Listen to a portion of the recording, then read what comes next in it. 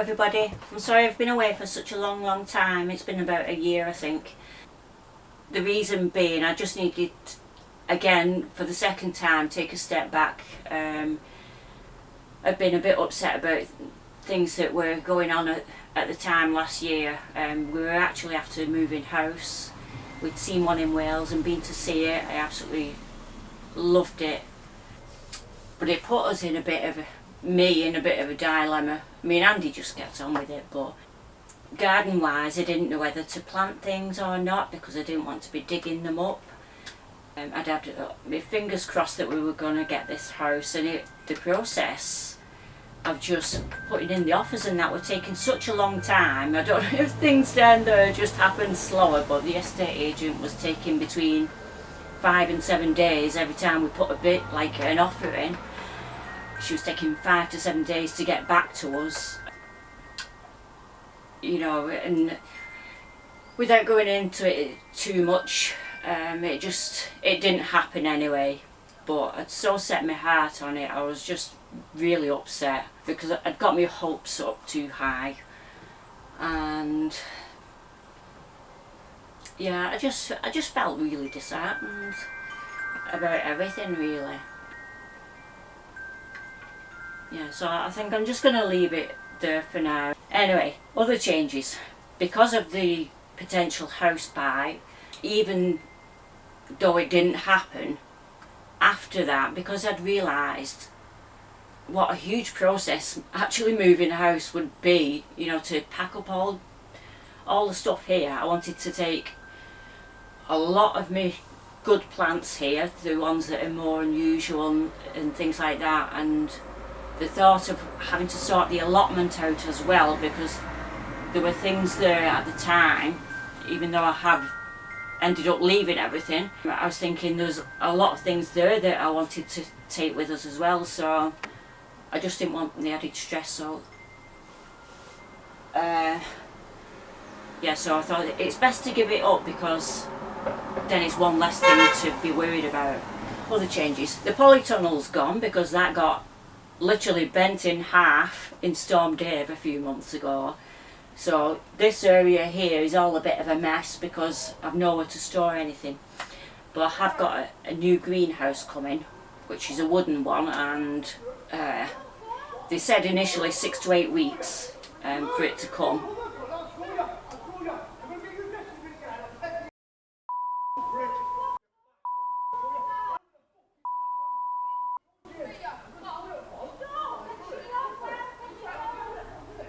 Someone's arguing, sorry. I'm gonna I'll mute that out.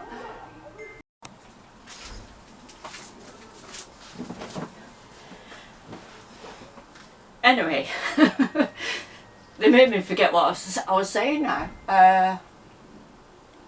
Yeah, so the allotment's gone anyway. The polytunnel's gone. We're still looking for a house. I look every week to see if there's anything that we can afford at all in. We're quite specific where we want. So, but with the garden, I've just carried on this year as though we're staying, and if I end up having to dig anything out, then so be it.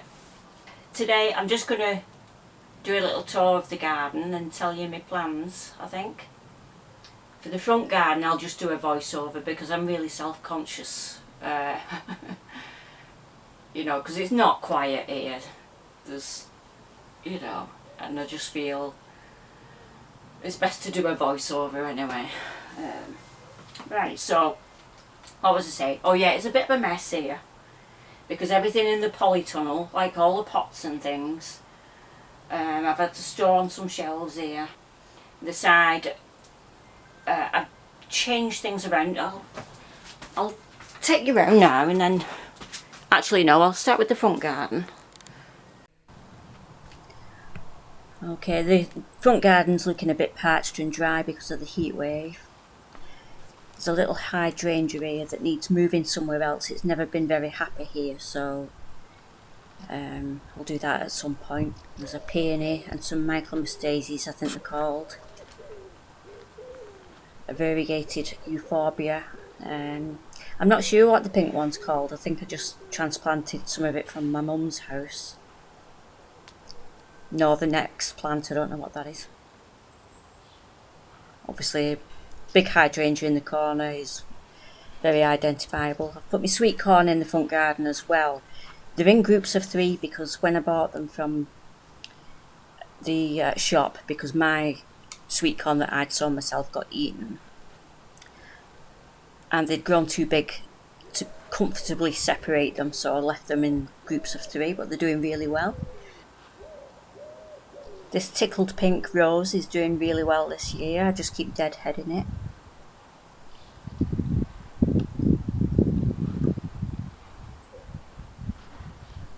There are some little alpine strawberries here and there in the front. I love alpine strawberries, they taste like bubblegum to me. They do spread a bit much though, so they're a bit annoying for that reason. This is the trumpeter rose.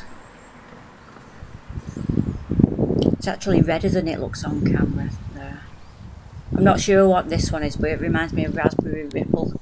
This one always flowers really well, and it's the most strongly scented of all of the roses that I've got. In these pots over here I have a patio pear tree.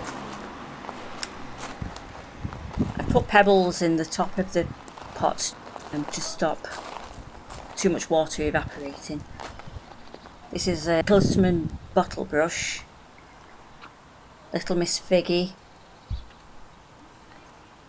and in this one is an acacia tree. Now I've taken the pebbles out of this one because the leaves kept going yellow and I think the soil was too wet and it needed lifting off the floor as well. Right, let's start underneath the canopy. This is actually the next morning because it started to absolutely hammer it down with rain as soon as I started recording yesterday, so I've put it off till this morning, and this morning we've got beautiful sunshine. So okay, let's start. This is all a bit of a mess because this is some of the stuff that was in the polytunnel. I have got a wooden greenhouse coming, hopefully this week. It was supposed to be this week. They did estimate between 6 and 8 weeks. Friday will be a full 8 weeks, so fingers crossed. I've not had any email that it is coming this week, but I've got my fingers crossed that it will. So, right, in this pot here I've got a passion flower and these tree lilies. I was going to repot it and separate them so that they've each got their own room, but they've actually flowered, well, the passion flowers flowered really well, and it looks like the tree lily's going to do really well again this year, so I didn't want to upset them at all. So there you go, there's a beautiful flower. They're so unusual, I absolutely love them. I've got a purple version around the back, like a pinky purple version, so it's given quite a lot of flowers this time, but no fruits seem to be forming, which I don't really mind, to be honest. There's also a self-seeded honesty or silver dollar plant in there. I don't know how it's ended up in there. Must have just blown in. There's some Calabrese broccoli there, so I need to put them in a pot or something. I haven't got any compost at all at the minute that I could use, so they're just going to have to suffer for a little longer. This is a golden eagle azalea, and it didn't flower very well at all this year. Last year it was absolutely beautiful, it was full of flowers, but this year it only had a few, so I decided to be brave and prune a few branches out in the hope that it'll grow more little side shoots and be a little bit more bushy, because in future, because it started to get a little bit straggly, and it has worked. It's throwing out quite a few new shoots on that branch I cut, and this one as well. It's got 2 new shoots there.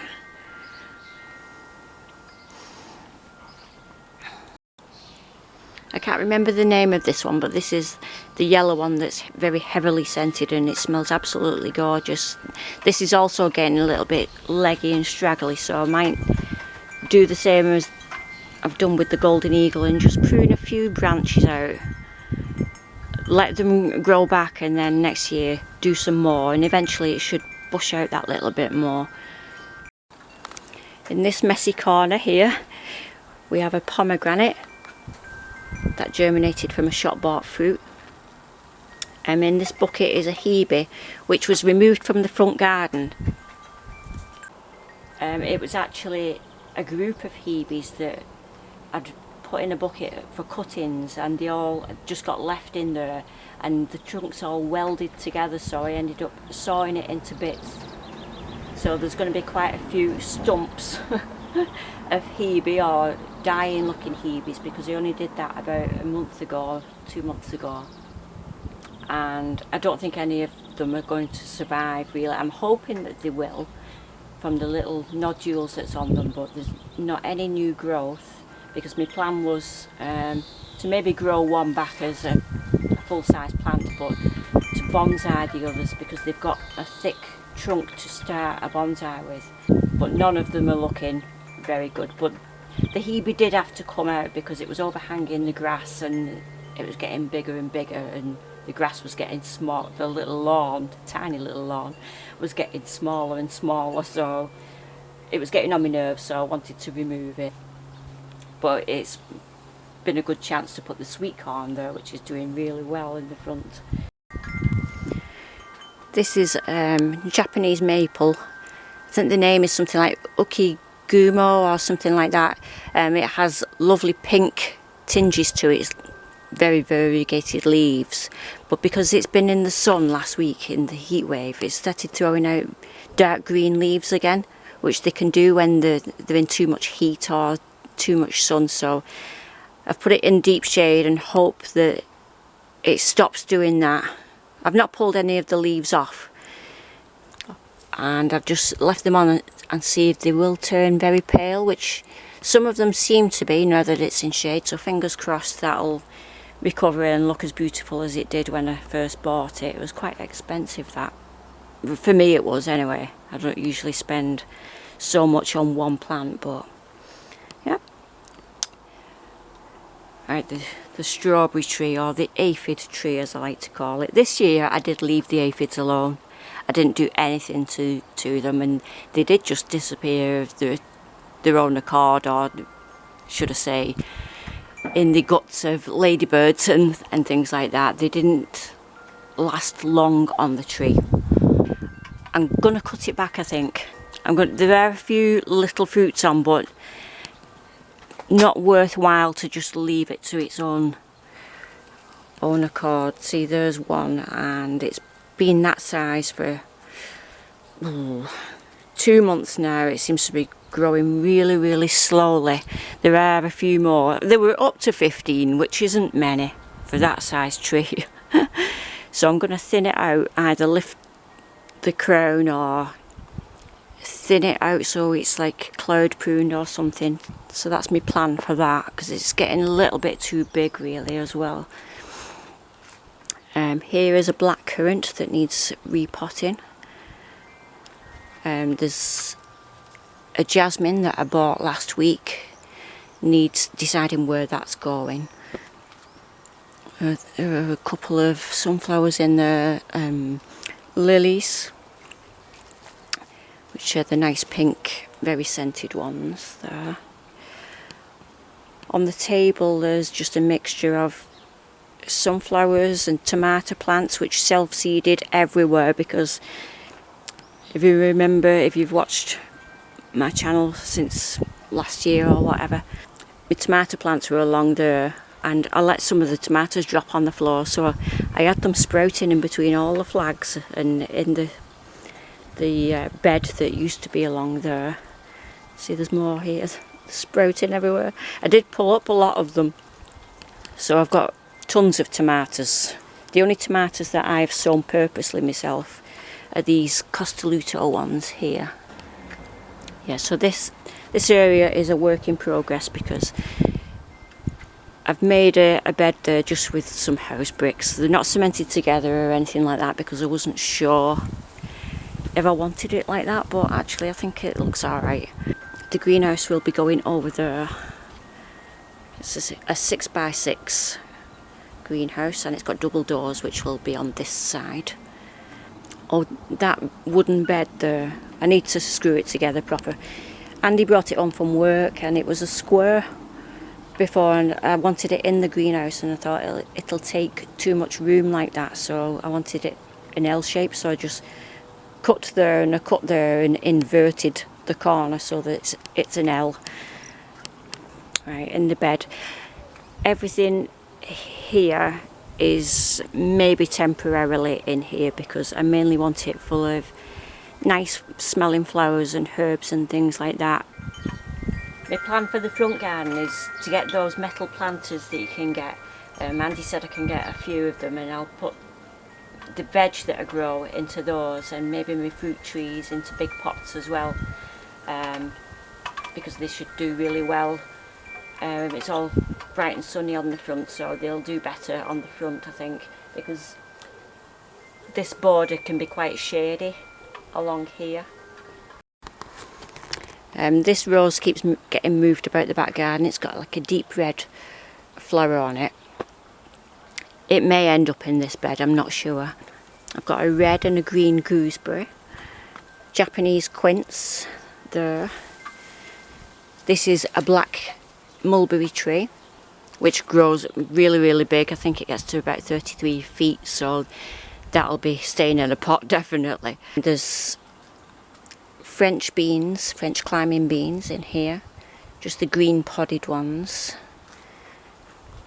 There are quite a few pots of cuttings in here. There's roses and rosemary, bits of azaleas, euonymus. There's a little peach tree sapling there that sprouted from a stone from a fruit that I'd eaten. Forsythia there in the back. I may bonsai the forsythia, I'm not sure.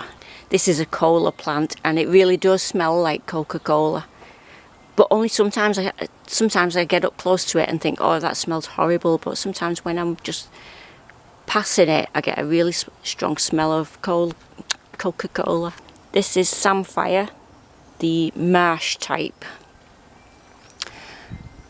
It's a rosemary cutting that I'd actually taken.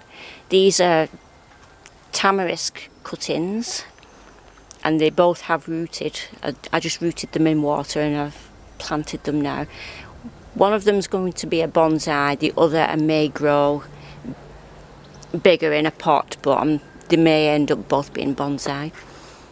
Strawberry, I love this one. It's got the red flowers on it and it has given quite a few strawberries already. It's still giving more.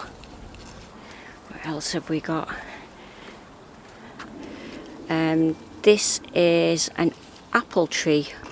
I've still got the label in it. Oh yeah, a green apple tree. Just a patio one, so it won't get too big.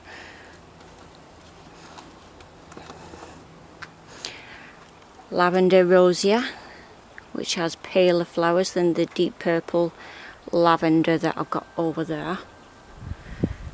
These are 2 cucumbers in each of these 2 pots, and I've never had any luck transplanting them, so I'm not going to try and separate them or anything, but I may plant the pots into the floor. They are starting to give flowers. There's a goji berry there behind. Oh, I have got a white cucumber as well. It's small, it only germinated not long ago. It's down there on the floor. There's a butternut squash there on the table as well. These 2 are butternut squashes, which need planting out really because they're not looking too great in the pots. I have fed them and they did pick up, but they're starting to go yellow again, so I think they just need to go in the floor somewhere. More self-seeded tomatoes there and more cuttings. There are potatoes growing here and there, but I didn't actually plant any this year. They were just from little potatoes that have been left in pots. There's a cranberry under there, a rosemary, pineapple sage. I love the smell of this. I wish you had smelly vision. It really does smell like pineapple. Oh, and it gets beautiful red flowers on it. I've had quite a few of these and I've ended up letting them die over winter because they're not very frost hardy, but I'll take it into the greenhouse and try and not overwater it and stuff this time. There are Monge 2 peas in there, which some of them are coming to the end now because I think I've harvested quite a lot from them. But I think with the heat wave, some of the peas were like this size, the pods were this size, and you're supposed to eat them when they're flat, but they started developing like just the odd pea, like, no, not that one, just the odd pea, so before the time, which apparently they start going a little bit stringy. These are radishes that have let flower because my radishes were getting attacked by slugs and they were just all had big holes munched in them, and it puts me off eating them, so I thought I'll let them flower, and the seed pods taste like radishes as well and I enjoy eating those, so I thought there's less chance that the slugs are going to bother going all the way up there and I'll enjoy the pods instead. These are peas in here. I think the Kelvedon Wonder. I did sow a different type as well, so it could be that, but I'm not a pea connoisseur and they all taste the same to me, so so there's, I think, quite a few I could harvest there, but we have harvested quite a few already. It's actually got some cosmos growing in the pot at the bottom with it, as does this. There's some kind of squash in there, but I didn't leave the label in, so I don't know which kind. It could be mashed potato or it could be, I don't think it's another butter. Yeah, I don't think it's another butternut squash because the butternuts actually took ages to actually get going. They germinated quickly, but then they just stayed small for ages and ages, where the other squashes really started romping away. So yeah, it could be anything. That it could be a pumpkin. Don't know. And there's thyme, tree spinach. This is a Magnolia Susan, which I'm going to keep potted. It gets beautiful pink flowers. That's a new addition that I bought about a month ago. It was on the sale section for really cheap in the garden centre at Southport. This is a yellow raspberry. There's a kiwi here. I did buy one of these last year, but it ended up dying in winter. I think I just let it dry out too much. So I've got Kiwi Jenny at the back of the pond, but this is a mini kiwi. So it looks a little bit different. So I'm not sure where that's going. The Kiwi Jenny gets way out of control. And this is lemon balm. I want to pot it into a bigger pot actually because I really love this. Again, I wish you had smelly vision because it's really strong lemon.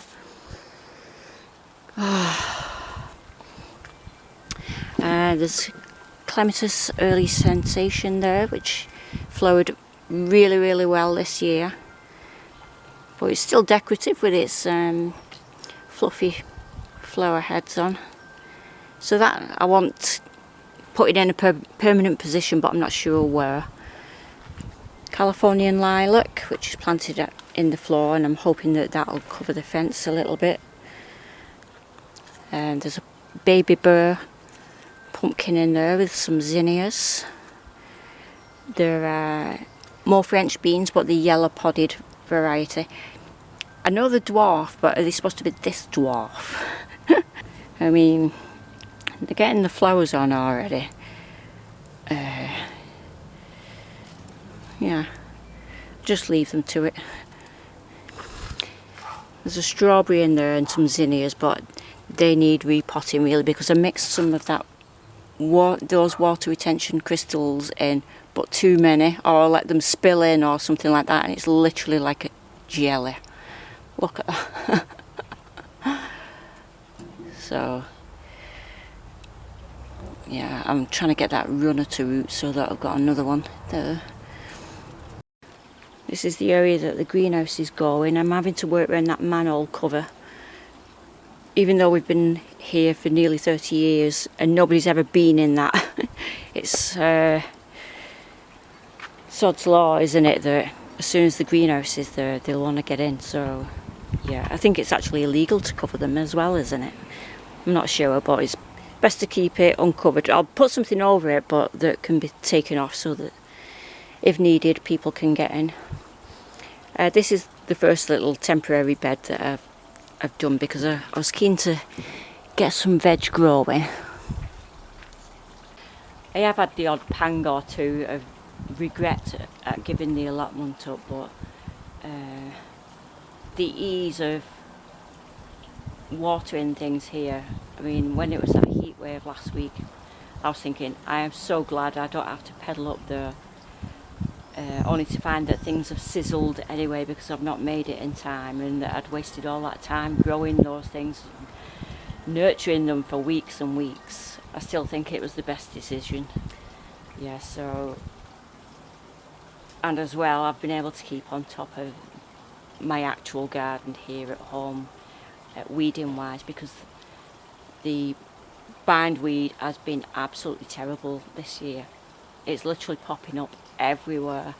I have got more plants planted, so the soil has been disturbed more, but yeah, I just keep pulling it and hoping to keep weakening it, but I think I'm losing the battle really. Right, so in this bed I've got some purple sprouting broccoli. They need thinning out really. I know everything's a bit crammed in here. I went a bit overboard. But some people do cram things in and then they're okay, so I thought, well, I'll give it a go. So there were some leeks. I think some have been eaten. I think there are one or two still surviving. There are a few carrots, there's beetroot. There are a couple of those dwarf French beans. There's a pak choy there that's started getting nibbled to death over the last 3 days. There are a couple of chard. So there's way too many things in here. Oh, I think there's some turnips as well. Right, here I've got the cherry tree that Conrad bought me for Mother's Day of last year. It's not been looking brilliant even before the heat wave. The leaves keep curling. I do have an ornamental cherry tree in the front. It's literally just like a great big stump at the minute, and that looked really diseased because we cut it right back to about waist height. So I'm hoping whatever that had hasn't affected this one as well. There's a plum tree in its pot there. Some Fiesta popping corn, which are just spur because I sowed too many, and there are quite a few in the bed over there. In here was a kiwi Jenny cutting from the great big massive one in the corner. I don't know if it's flagging a little bit because the stems were like really vibrant and red before, so I don't know if it's going to take or not. There's a buddleia in here that I made bonsai, but into a, it sounds like a contradiction, but quite a big bonsai. And also oak trees, courtesy of Mr. Squirrel, having planted acorns in quite a few of my pots, and I just let this one go, but decided to layer it here. So it's not got any roots yet, but it's got like white knobbles, which I think are a precursor to getting roots, because I've also done the same to this grapevine here, and that had, when I unwrapped it to have a look, that had white knobbles the other week, but now it's actually got a root. So I've got my fingers crossed with this because I wanted the bonsai, well, use the bottom as a bonsai and have a bonsai from this thickness as well. So if it roots, I'll cut it off from there, and that can be repotted separate from the parent plant and grown into a bonsai as well. This bed here, again, if you've watched my channel for a little bit, last year this was twice the length, but because we planned to either put a shed or a greenhouse here, I shortened it. In there was originally a wardrobe, and I just put the rocks round, and the compost that had been rotting down on this side had actually rotted down really well, so I put all that on top of there so that there was a decent amount, and I've planted in there. I did put 5 baby burr pumpkins in, but one of them got munched at the back, so there's 4 left. There's an Atlantic giant over there, and there's some other kind of squash. I think it's the mashed potato towards the back. I think there's another one, but I can't see it from here. That might have got munched as well. And I sowed quite a few wildflower seeds and poppies and things like that. None of the poppies have come up. The only things that have come up out of the wildflower mix are the borage, and only one borage, even though I put my own seed packet of separate borage in there. There only seems to be the one that's come up. Blue tansy, which I'm really loving the blue tansy actually. The bees are loving it as well. They're all over it. This I'm not keen on. This is buckwheat, and to me it just looks like a weed. Oh, that might be is it called mallow? See the picture? The picture on the seed packet showed like a really colourful display with echinaceas and poppies, all really colourful things. But whenever I've sown wildflower seeds, I mainly just get those that look like weeds, such as mustard and things like that.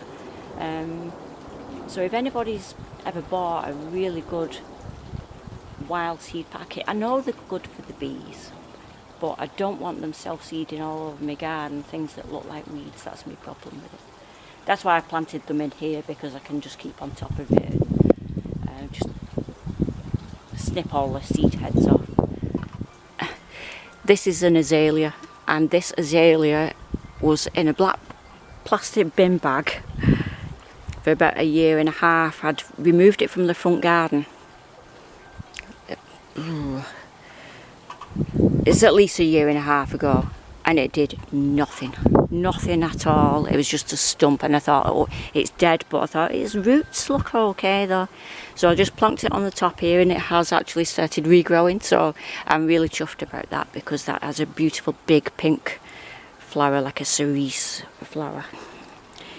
This grapevine is actually giving lots of little bunches of grapes. I can't remember if it's a black or a green one, because I've never had any fruit from it before, but it's sending out lots of side shoots, so I'm not quite sure what to do. This is why I did layer this shoot from the bottom, and it has got a good bit of root there, but I'm not going to separate it at the moment. I'm going to wait till there's a big clump of roots. I don't know if I might have to attach more moss and that, so that it's a bigger, more tennis ball size, for it to have enough. That's got a red clematis growing through it, so some of the clematis is over there growing that way, but some of it's growing this way as well.